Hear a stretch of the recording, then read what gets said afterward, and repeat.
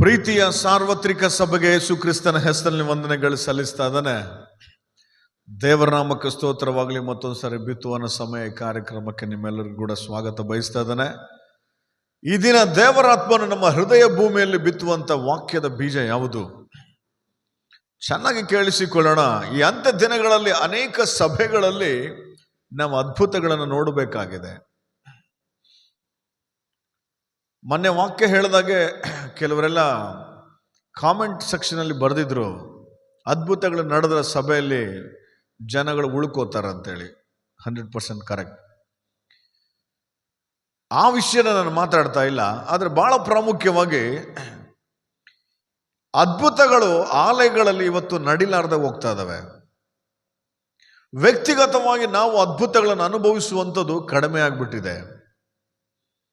ಅದ್ಭುತಗಳು ಅಂದ್ರೆ ಆ ಪಾಸ್ಟರ್ ಕಡೆ ನಡೀತವೆ, ಈ ಪಾಸ್ಟರ್ ಕಡೆ ನಡೀತವೆ, ಅಲ್ಲಿ ಹೋದ್ರೆ ನಡೀತವೆ, ಇಲ್ಲಿ ಹೋದ್ರೆ ನಡೀತವೆ ಅನ್ನುವಂಥ ಒಂದು ಅಭಿಪ್ರಾಯ ನಮ್ಮಲ್ಲಿ ಬಂದ್ಬಿಟ್ಟಿದೆ. ಅದಕ್ಕಾಗಿ ನೋಡು, ಯಾವುದೋ ಒಂದು ಪಾಸ್ಟರ್ ಬರ್ತಾರೆ ಅಂತಂದ್ರೆ ಅವ್ರ ಕಡೆ ಅದ್ಭುತಗಳು ನಡೀತವೆ, ಟಚ್ ಅಂತಾರೆ, ತಲೆ ಮೇಲೆ ಕೈ ಇಡ್ತಾರೆ, ಕೆಲವರು ಬಿದ್ದೋಗ್ತಾರೆ ಅಂದ್ರೆ ಅಲ್ಲಿಗೆ ಜನ ಹೋಗ್ತಾರೆ. ಹೋಗೋದು ತಪ್ಪೇನಲ್ಲ, ಅವರನ್ನು ದೇವ್ರ ವರಗಳಿಂದ ತುಂಬಿಸಿರ್ತಾನೆ, ನಡೆಸ್ತಾನೆ, ಒಳ್ಳೆಯದು. ಇವನ್ ದೇವ್ರ ಮಹಾಕೃಪೆ ನಮ್ಮ ಸೇವೆಯಲ್ಲೂ ಬಹಳ ಅದ್ಭುತಗಳು ನಡೀತವೆ. ದೇವರಿಗೆ ಮಹಿಮೆ ಆಗಲಿ, ನಾವು ತಗ್ಗಿಸಲ್ಪಡಲಿ. ಆದರೆ ಅನೇಕ ಜನಗಳು ಸ್ವತಃ ತಾವು ಅದ್ಭುತಗಳನ್ನು ಅನುಭವಿಸಲಾರದಂತೆ ಅನೇಕ ಕಡೆ ತಿರುಗೋದಕ್ಕೆ ಕಾರಣ ಏನು? ನಮ್ಮ ಕೈಯಿಂದ ಅದ್ಭುತಗಳು ನಡಿಬೇಕಂದ್ರೆ, ನಮ್ಮ ಜೀವನದಲ್ಲಿ ಅದ್ಭುತಗಳನ್ನ ನಾವು ಅನುಭವಿಸಬೇಕಂತಂದ್ರೆ, ನಮ್ಮ ಆಲಯಗಳಲ್ಲಿ ನಾವು ಅದ್ಭುತಗಳನ್ನು ನೋಡ್ಬೇಕಂದ್ರೆ ನಾವು ಏನು ಮಾಡಬೇಕಾಗಿದೆ? ಬಹಳ ಪ್ರಾಮುಖ್ಯವಾದಂಥ ವಿಷಯ. ನೂತನ ವರ್ಷದಲ್ಲಿ ಕಾಲಿಟ್ಟಾಗ ದೇವರು ನನ್ನ ಜೊತೆ ಮಾತಾಡಿದ್ದು ಇದೇ ವಾಕ್ಯನೇ. ಒಂದ್ಸರಿ ಓದಿ ಬಿಡೋಣ, ನಂತರ ನಿಮಗೆ ಅರ್ಥ ಆಗುತ್ತೆ. ಯೆಹೋಶುವನ ಗ್ರಂಥ 3ನೇ ಅಧ್ಯಾಯ 14ನೇ ವಚನ. ಯೆಹೋಶುವನ ಗ್ರಂಥ 3ನೇ ಅಧ್ಯಾಯ 14ನೇ ವಚನ. ಜನರು ಯೋರ್ದಾನ ಹೊಳೆಯನ್ನು ದಾಟುವುದಕ್ಕೋಸ್ಕರ ತಮ್ಮ ಡೇರೆಗಳನ್ನು ಕಿತ್ತುಕೊಂಡು ಹೊರಟರು. ಒಡಂಬಡಿಕೆಯ ಮಂಜೂಷವನ್ನು ಹೊತ್ತ ಯಾಜಕರು ಅವರ ಮುಂದೆ ಇದ್ದರು. ಮಂಜೂಷವನ್ನು ಹೊತ್ತ ಯಾಜಕರು ಯೋರ್ದಾನಿಗೆ ಬಂದು ನೀರಿನಲ್ಲಿ ತಮ್ಮ ಕಾಲುಗಳ ಅದ್ದುತ್ತಲೇ ಸುಗ್ಗಿ ಕಾಲದಲ್ಲೆಲ್ಲ ದಡಮೀರೆ ಹರಿಯುವ ಯೋರ್ದಾನ ಹೊಳೆಯು ನೀರು ನಿಂತು ಹೋಯಿತು. ಮೇಲಣಿಂದ ಬರುವ ನೀರು ಬಹು ದೂರದಲ್ಲಿದ್ದ ಚಾರೆತಾನಿನ ಹತ್ತಿರದಲ್ಲಿರುವ ಆದಾಮ್ ಊರಿನ ತನಕ ರಾಶಿಯಾಗಿ ನಿಂತುಕೊಂಡಿತು. ಕೆಳಗಣ ನೀರು ಆರಾಬಾ ತಗ್ಗಿನಲ್ಲಿರುವ ಲವಣ ಸಮುದ್ರಕ್ಕೆ ಹರಿದು ಹೋಯಿತು. ಜನರು ಯೆರಿಕೋವಿನ ಎದುರಿನಲ್ಲಿ ಹೊಳೆ ದಾಟಿದರು. ಯೆಹೋವನ ಒಡಂಬಡಿಕೆಯ ಮಂಜೂಷವನ್ನು ಹೊತ್ತ ಯಾಜಕರು ಯೋರ್ದಾನಿನ ಮಧ್ಯದಲ್ಲಿ ಒಣ ನೆಲದ ಮೇಲೆ ನಿಂತಿದ್ದರು. ಅಷ್ಟರಲ್ಲಿ ಇಸ್ರಾಯೇಲರೆಲ್ಲರೂ ಒಣ ನೆಲದ ಮೇಲೆ ನಡೆದು ಹೋದರು. ಹಲ್ಲೆಲೂಯಾ! ಜೋರಾಗಿ ಹಲ್ಲೆಲೂಯಾ! ವಾಕ್ಯದಲ್ಲಿ ನೋಡ್ತವೆ, ಯೆಹೋಶುವನಿಗೆ ಒಂದು ಸಮಸ್ಯೆ ಎದುರಾದಾಗ, ಯೋರ್ದಾನು ದಾಟಬೇಕಾಗಿರುವಂತ ಸಂದರ್ಭ ಬಂದಾಗ, ಸುಗ್ಗಿ ಕಾಲದಲ್ಲಿ ದಡ ಮೀರಿ ಹರಿಯುವಂತ ಯೋರ್ದಾನನ್ನು ದಾಟುವುದಕ್ಕೆ ಏನಂತಾರೆ, ಯೋರ್ದಾನ್ ಎದುರಾದಾಗ ದಾಟುವುದಕ್ಕೆ ಒಂದು ಗಲಿಬಿಲಿ, ಅವರಲ್ಲಿ ಒಂದು ಆತಂಕ. ಹೇಗೆ ಸಾಧ್ಯ? ಇಲ್ಲಿ ಅಸಾಧ್ಯವಾದಂಥ ಕಾರ್ಯ ನನ್ನ ಮುಂದೆ ಬಂದು ನಿಂತು ಬಿಟ್ಟಿದೆ. ಯೆಹೋಶುವನಿಗೆ ಗೊತ್ತು, ಮೋಶೆ ಕಾಲದಲ್ಲಿ ಕೆಂಪು ಸಮುದ್ರ ಭಾಗವಾಗಿತ್ತು, ಈಗ ಯೋರ್ದಾನು ಭಾಗವಾಗೋದಕ್ಕೆ ಏನು ಮಾಡಬೇಕು ಅಂತೇಳಿ ದೇವರನ್ನ ಪ್ರಾರ್ಥನೆ ಮಾಡುವಾಗ ದೇವರು ಒಂದು ಆಲೋಚನೆ ಕೊಟ್ಟರು. ಮಂಜೂಷವನ್ನು ಹೊತ್ತಂತ ಯಾಜಕರು ಮುಂದೆ ನಡೆಯಲಿ. ವಾಕ್ಯದಲ್ಲಿ ಈಗ ಅದಕ್ಕಾಗಿಯೇ ನಾನು ಸ್ಪಷ್ಟವಾಗಿ ಓದಿದ್ದು, ಮಂಜೂಷವನ್ನು ಹೊತ್ತಂತ ಯಾಜಕರು ನೀರಿನಲ್ಲಿ ಕಾಲ್ ಅದ್ದುತ್ತಿರುವಾಗಲೇ ಯೋರ್ದಾನು ಭಾಗವಾಯಿತು. ಈ ವಾಕ್ಯ ಎಲ್ಲರಿಗೂ ಗೊತ್ತಿರುವಂಥ ವಿಷಯನೇ. ಆದರೆ ನಾವು ಯಾರಿಗಾದ್ರೂ ಕೇಳ್ತೇವೆ, ಸಂಡೇ ಸ್ಕೂಲ್ ಮಕ್ಕಳಿಗೋ ಅಥವಾ ಬೇರೆ ಯಾರೊಬ್ಬ ವಿಶ್ವಾಸಕ್ಕೆ ನೀವು ಹೀಗೆ ಕೇಳ್ರಿ, ಯೋರ್ದಾನು ನದಿಯನ್ನು ದಾಟಿಸಿದ್ದು ದೇವರು ಹೇಗೆ ಅಂದ್ರೆ, ಮಂಜೂಷವನ್ನು ಹೊತ್ತಂತ ಯಾಜಕರು ನೀರಿನಲ್ಲಿ ನಿಂತಿರುವುದರಿಂದ ಅಂತಾನೆ ಹೇಳ್ತಾರೆ. ಅಂದರೆ ಮಂಜೂಷದಲ್ಲಿರುವಂಥ ಶಕ್ತಿ. ನಾನು ಮತ್ತೊಂದ್ಸರಿ ಮಂಜೂಷದ ಬಗ್ಗೆ ಮಾತಾಡ್ತಾನೆ. ಅಲ್ಲಿ ದಶಾಜ್ಞೆಗಳು, ಚಿನ್ನದ ಪಾತ್ರೆಯಲ್ಲಿ ಮನ್ನ, ಆರೋನ ಚಿಗುರಿದ ಕೋಲು, ಇವುಗಳ ಬಗ್ಗೆ ನಾನು ಮತ್ತೆ ಇನ್ನೊಂದ್ಸರಿ ಡೀಪ್ ಆಗಿ ಹೇಳ್ತೇನೆ. ಬಟ್ ವಿಷಯ ಏನು ಅಂತಂದ್ರೆ, ಆ ತಂದೆ ಕುಮಾರ ಪರಿಶುದ್ಧಾತ್ಮನಿಗೆ ಸಾದೃಶ್ಯವಾಗಿರುವಂತ ಆ ಮಂಜೂಷದ ಶಕ್ತಿ ಇವರನ್ನ ಯೋರ್ದಾನು ದಾಟುವಂತೆ ಮಾಡಿತ್ತು.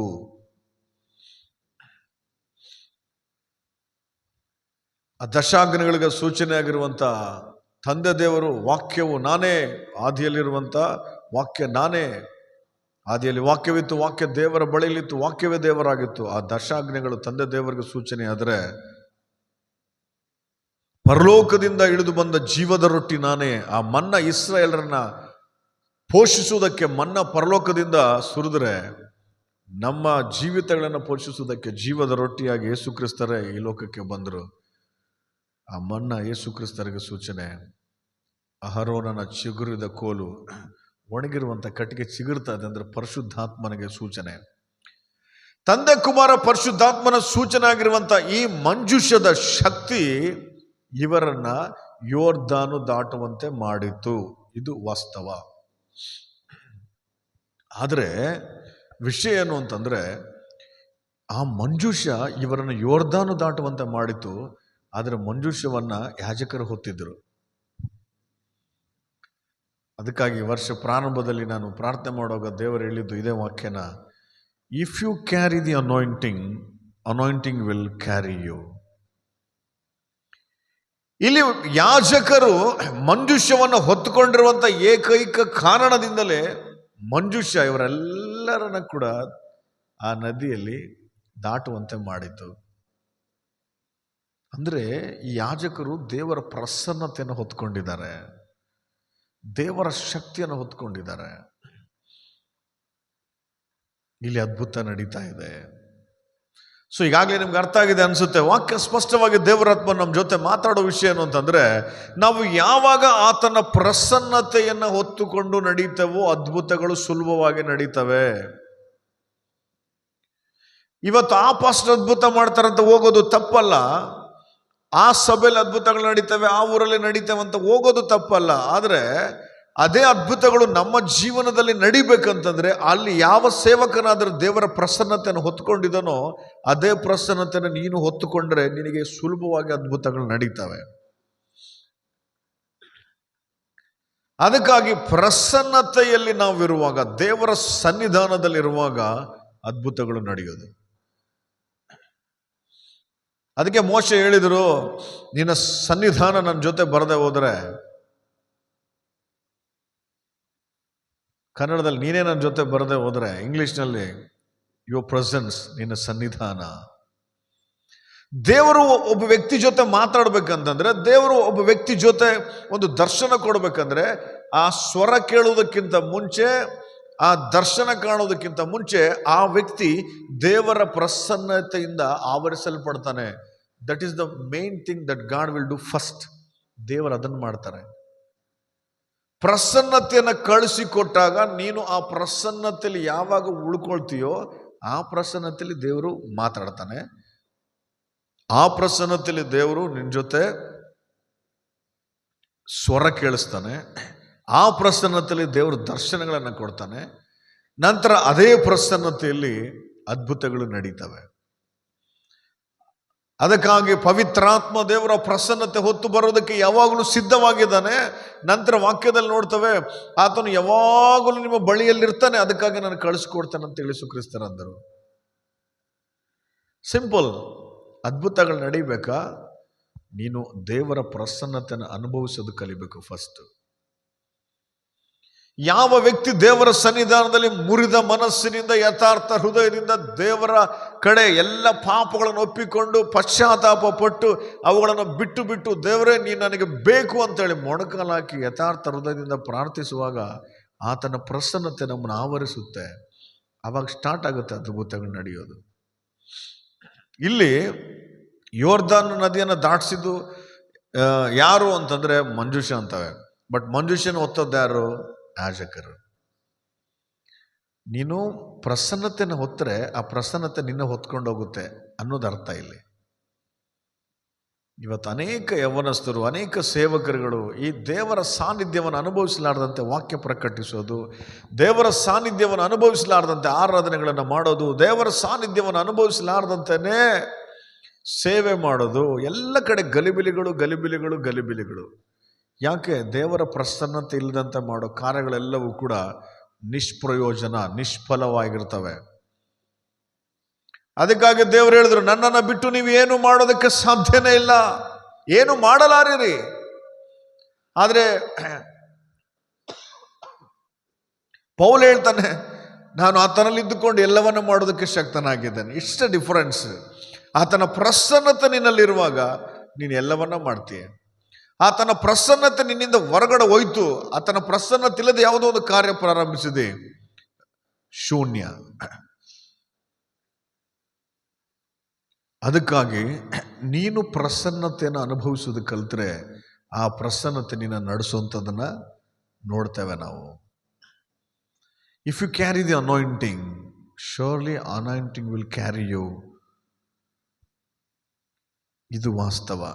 ಇವತ್ತು ಒಂದು ಸಾರಿ ನಮ್ಮನ್ನು ಪರೀಕ್ಷೆ ಮಾಡಿಕೊಳ್ಳೋಣ. ಭಾನುವಾರ ಆಲಯದಲ್ಲಿ ಆರಾಧನೆಗೆ ಹೋದೆ. ನಾನು ಆರಾಧನೆಗೆ ಹೋದಾಗ ಮಾತ್ರ ಸ್ವಲ್ಪ ನನಗೆ ಮೈ ಜುಮ್ ಅಂದಂಗೆ ಅನಿಸ್ತು. ಆರಾಧನೆಗೆ ಹೋದಾಗ ಮಾತ್ರ ಒಂದು ಸ್ವಲ್ಪ 2 ಅನ್ಯ ಭಾಷೆ ಬಂತು. ಇನ್ನು ಸೋಮವಾರದಿಂದ ಶನಿವಾರದವರೆಗೆ ಆ ಪ್ರಸನ್ನತೆ ನಾನು ಅನುಭವಿಸ್ಲಿಲ್ಲ. ಮನೆಯಲ್ಲಿ, ಆಲಯದಲ್ಲಿ ಹೋದಾಗ ಮಾತ್ರ ಹಂಗಾಗುತ್ತೆ ಅಂತಂದರೆ ನಮ್ಮ ಆತ್ಮೀಯ ಜೀವಿತ ಸತ್ತೋಗುತ್ತೆ.